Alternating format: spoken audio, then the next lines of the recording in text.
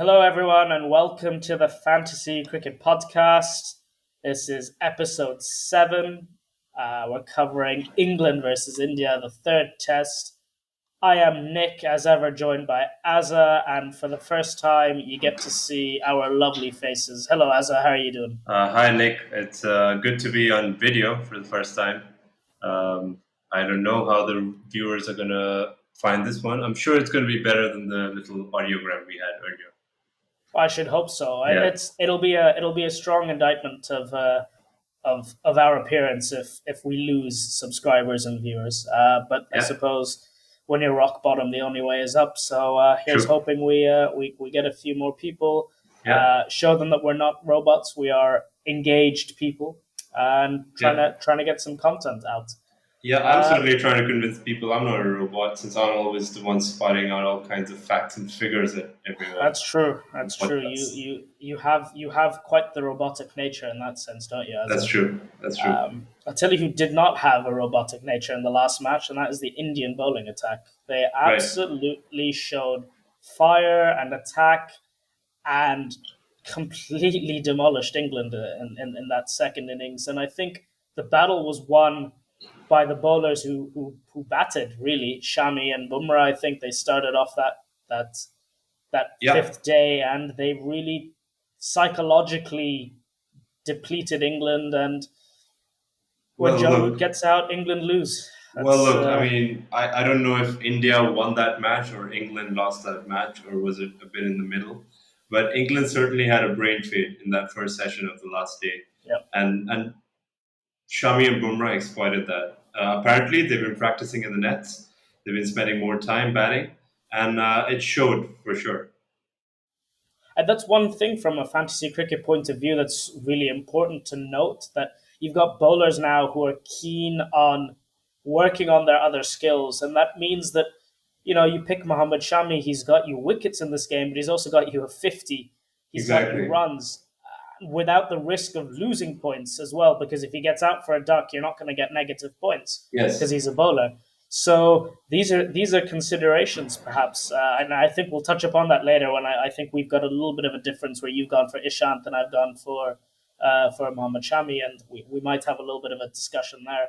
Hmm. Uh, but to start things off, I've got a little piece of paper next to me with some statistics, as Roadman Shaq likes to say. All right, let's check them. Um, let's check them. Let's check the numbers. Headingley. So at the outset, I was of the opinion, I think we were both of the opinion, that Lords would be a more difficult pitch to bat on. I think that was probably wrong. Yeah. It seemed to be a pretty good wicket to bat on, but then again, England were bowled out for 120, so I I suppose the think jury can be out on that one. Yeah, that's true. And the other thing that I wanted to say was it was also the weather. It was very favorable throughout the 5 days. I think, barring the first day of play, it was fairly sunny, flat conditions, and that helps for sure. So, Yeah, so yeah, yeah, yeah. I think I think we also got the weather prediction right for once. So well, it's it's about looking time up you for got one of us, those isn't it? predictions right, and it's Yeah, I mean, if you get the weather prediction right in England, you should probably buy a lottery ticket.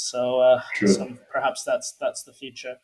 Um, Yeah, let's move across. Let's look at Leeds now. Playing at Headingley, it's in Yorkshire. It's of course the home ground for a couple of the players. David Milan plays his cricket for Yorkshire. Joe Root, of course, plays for Yorkshire. Johnny Bairstow played for Yorkshire.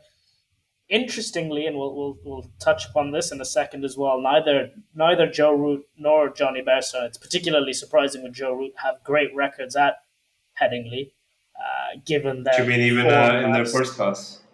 Um, no, I'm looking at a test point of view. We've got enough of a sample size Okay. from a Yeah, test point of view.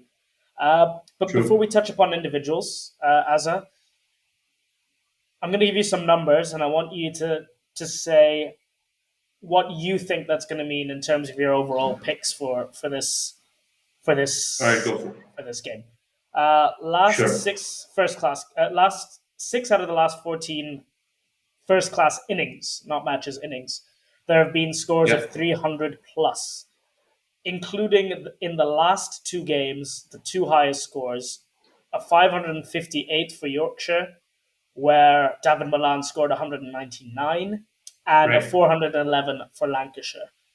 Okay. So that's the context in this season in 2021 in first class cricket. Looking Okay. at the last 5 years in international cricket and Test cricket, out of the last 11 innings, there have been five scores of 300 plus.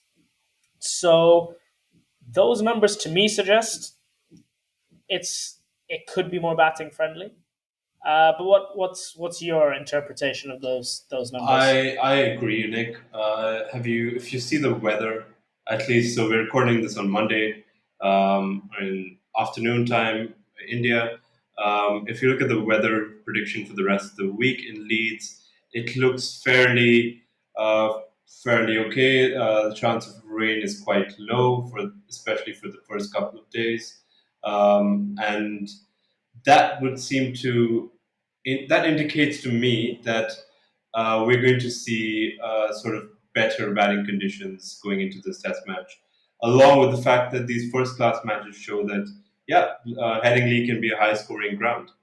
Having said that, there are two Indian batsmen who found form in this series over the last two Test matches, and just one English batsman who's shown any sort of form. So, if we were to look at it from a fantasy point of view, we'd probably expect those three to score the majority of the runs. Although this looks like a good wicket as any for other batsmen also to come into form.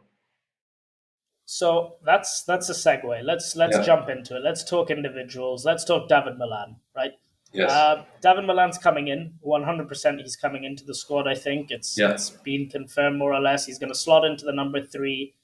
As we said earlier, he bats for Yorkshire. The last time he played a first class game on this ground was about a month, two I months ago was now, almost. I was under the impression that he'd slot in for Don Sibley.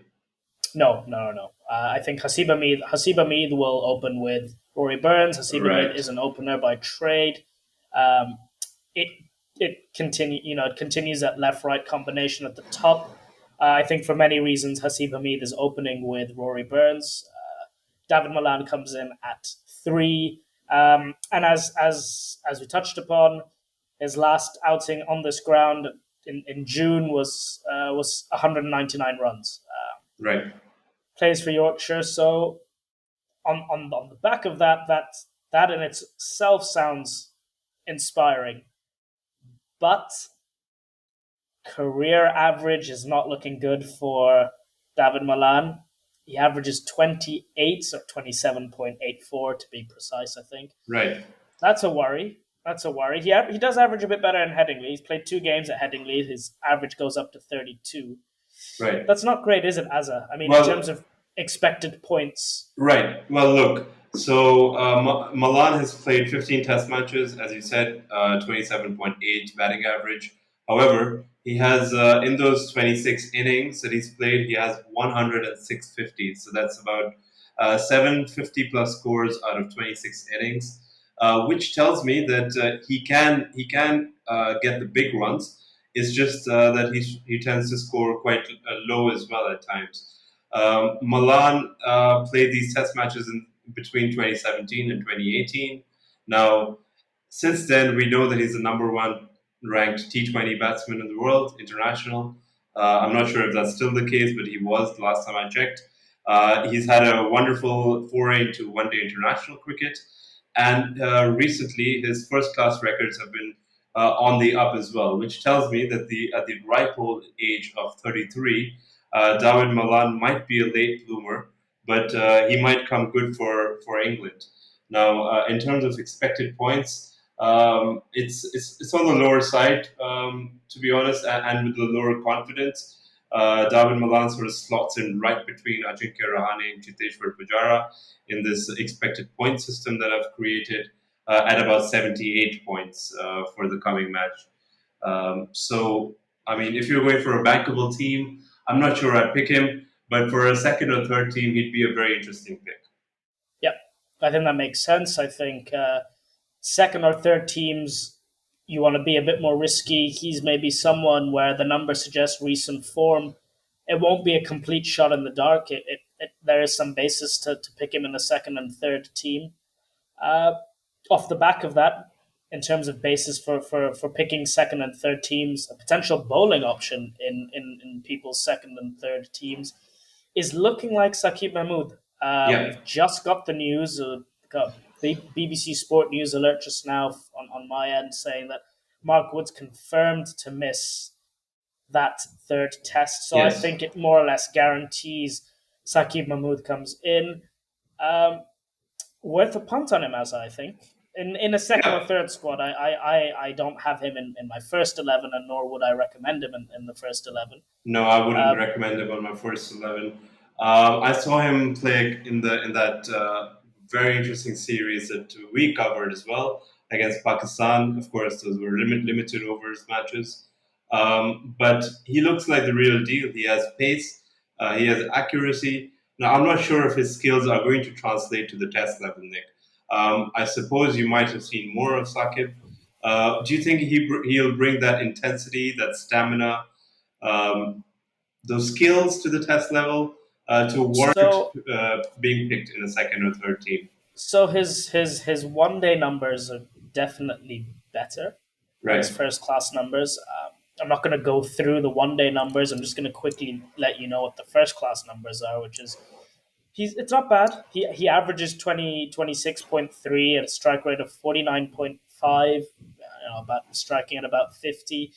That's not great, but what's important to note is in his last first class match, again a couple of months ago, he had a he took 3 for 34 in the first innings and 1 for 27 in the next innings. So he did pick up some wickets, and I think he's got he's got something about him. I think he's not a like for like replacement for Mark Wood, um, but from what I saw this summer in white ball cricket, I think he's an exciting prospect. I have a second team with Saki Mahmood in it, 100%. Sure. Okay. That's interesting because you've got the four Indian quicks as well as Jimmy Anderson to pick from as well, and Ollie Robinson. How could I forget? So picking Saqib Mahmood even on a second and third team, it's an interesting punt, but it might be that one factor that'll set you apart from your competitors. Now look, Saqib has played 22 first-class matches. He's fairly young. He's 24 years of age. But he has a good strike rate. It's his bowling strike rate 49.5, which tells me that he picks up wickets often and quickly, and he gets these 4 wicket, 5 wicket hauls as well fairly often. So yeah, I think that's it's interesting, Nick. And I think there is merit as well to a bowler who the batsman wouldn't have faced before, wouldn't have seen Yeah, before. So that's true. also consideration when you're making a second or third team. Is sort of these little factors could make the difference. I want to ask you a question now. We've spoken about a few England related options. Yeah. Before we dive into our 11s, do you think Shardul Thakur comes back into this team? I honestly don't think so. Um, Given the result that India had in the last match, I don't see them changing their team. Why spoil a good thing? Would be their reasoning. Um, and Ishal Sharma, of course, he's a veteran. Great record against left-handers. I think that's what is going to set him apart from Shardul. That and the fact that Shami and Bumrah got some runs, so it's not that sort of you have four number 11s in your Yeah, team anymore. yeah. Um, I think a lot more confidence in the batting, yeah, in the lower order batting for India after the last game for sure. exactly. So I don't see Shardul coming in. I see India going for the same team, which is, in my very personal opinion, it's a shame that Ravi Chandran Ashwin doesn't get a look in. Yep, I I I think we'll see him at the Oval for sure. Yeah, I don't think we'll see him before that, which again I think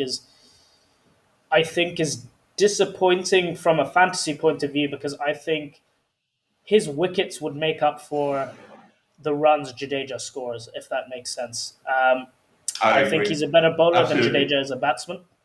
Um, not to discredit Ravi Jadeja, who's been absolutely phenomenal. I just think that you've got a batting lineup that is scared.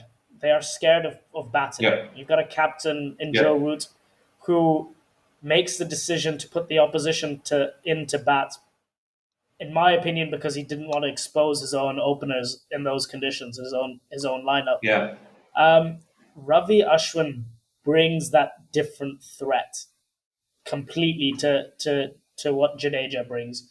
And more than anything else, more than any other batsman, I think he's more likely to get Joe Root out than Jadeja is. And at least from what we've seen in the last two games, Joe Root doesn't look like he's getting out very easily to the fast bowlers.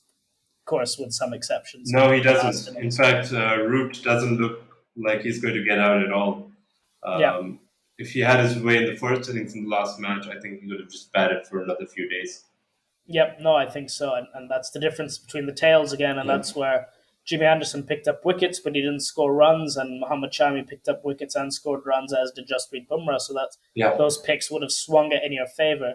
With yeah, Joe Root is a captain who's been criticised for his captaincy tactics, not his form. On the yes, other hand, you've got Virat Kohli, who's been complimented for his tactics but criticized for his own form, which is starting to look dicey.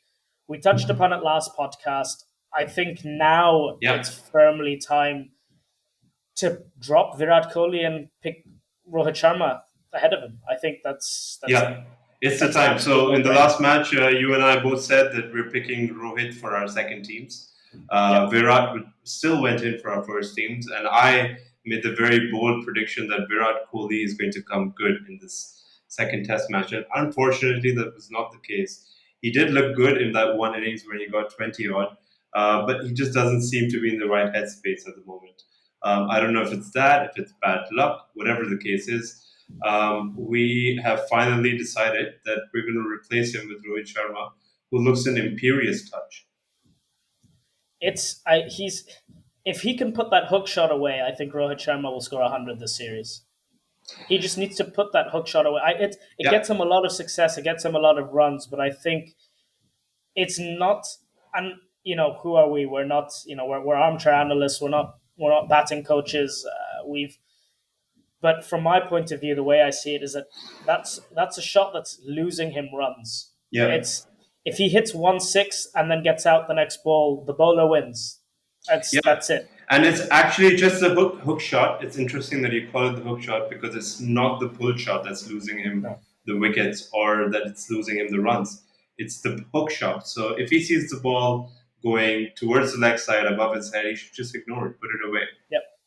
Yep. Yeah, I agree. It's becoming a pattern. yeah, Much like it is a pattern for every other English batsman to nick it off. yeah. Um, so even with that being said, it's a no brainer for Rohit Sharma in our squads. Certainly. Yeah. We have slightly different 11s, although I'm probably going to change mine. But why don't you run me through your squad for this All right. game? So I have seven Indians, four Englishmen in my team. Now going from wicketkeeper through the bowlers, I have just a one wicketkeeper. I've dropped both Butler and Bairstow for this match, and I've gone with just Rishabh Pant. For my batsmen, I've gone with Joe Root, Lokesh Rahul, and Rohit Sharma. So the two Indian openers and the ever dependable Joe Root. All rounders in the form of the two spinners, Ravi Jadeja and Moeen Ali, left handed sword wielding batsmen from CSK. And finally, I've gone for five bowlers, Nick, and they're all fast bowlers. So I've gone with Jimmy Anderson, Ollie Robinson, Ishant Sharma, Jasprit Bumrah, and Mohammad Siraj. So I suppose the only fast bowler missing from this is Mohammad Shami. And So there you have it. That's my team. okay, so I've got two differences. Yeah, I do have Johnny Bairstow in, right. and at the expense of Ollie Robinson, although that's something I'm likely to change. Sure. And I have Muhammad Shami instead of Ishant Sharma. And Okay, right? let's use that as a fuel for our discussion, right? Yeah, We're picking a combined 11. yeah, I think we agree that we go one wicket keeper for a combined 11, and that's Rishabh yeah, Pant. yeah. We go the three batsmen that we agree upon, which is Rohit Sharma, Joe Root, KL Rahul. Mm-hmm. Two all rounders, which are the two CSK left handed all rounders as well, one for England, one for India, and That's Jadeja and right. Moeen Ali. And then we go five bowlers. We go Jimmy Yes. Anderson, Jasprit Bumrah, Mohammad Siraj, Ollie Robinson, And then the fifth and one is this either is the fifth Shami one. or Sharma, So I right? I think I think yeah I think just because of what he did with the bat, we Yep. have to pick Mohammad Shami. I think he edges it Right. because he got wickets, but he got runs, and I think that is invaluable. Right. So okay, interesting. So again, I keep harping on about this expected point system that I've developed, and I just want whoever's listening to this podcast, I want you to know that we're always improving upon this system. It's a feedback loop. We see what we could have, why the expected points were not didn't play out for certain players that they should have in a previous match, and then we tweak it, and as a result, I've started giving more weightage to recent matches, so matches in the series and matches, especially the previous Test match. Now, why I'm bringing all of this up is because Mohammad Shami and Ishant Sharma are almost identical in terms of expected points. It's 114 versus 110. Sharma versus Shami. The reason I went for Shami was just because of his record against left-handers. Sharma, you mean? But sorry for Sharma, yeah. But I think Mohammad Shami very much interchangeable. It's totally fine, to be honest. What I would recommend to the listeners is you go for a higher risk team. You take Ishant Sharma because we have less confidence around his higher score, but it's a higher predicted score. Whereas just a slightly lower score of Mohammad Shami, we have higher confidence in it and lower confidence with Ishant Sharma. So for your first team, go with Mohammad Shami. I agree with you, Nick. All right, so I guess that's our combined 11 Yeah. then. What about captain and vice captain? What are your So picks for this week? yeah, Your so safe picks. I see that you have picked a different captain from me. I've gone for Joe Root as the captain. Highest expected points, highest points in this series by far. So he's my captaincy pick. It just doesn't look like he's going to get out easily. He's not going to give his wicket away. It's just he's scoring runs with so much ease. It's not that he's finding it difficult or laborious to score runs. And Yep. from a Yeah. fantasy point of view, what that tells me is that he's going to give you points even if he scores a 40 or a 50, but he's going to do it across two innings maybe. And then, I said this last time as well with Joe Root. It's incredible for someone to not be a wicket keeper and pick up as many catches as he does. Yep. And from a He fantasy point of stops view, again, points. listen to our Insights episode. Catches get you points. Catches win fantasy matches. That's the tagline.